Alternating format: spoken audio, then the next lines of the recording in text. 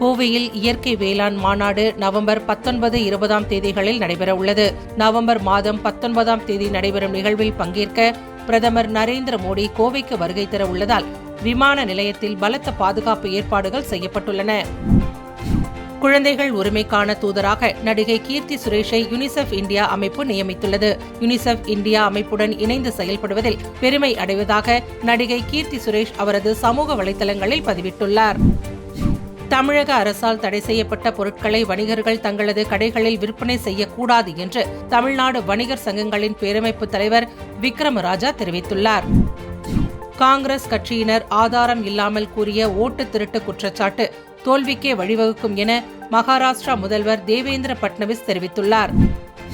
தமிழகத்தில் அரசு மற்றும் தனியார் பள்ளி மாணவர்களுக்கான அரையாண்டு தேர்வுகள் வரும் டிசம்பர் மாதம் 10 தேதி முதல் தொடங்கும் என பள்ளிக் கல்வித்துறை அறிவித்துள்ளது.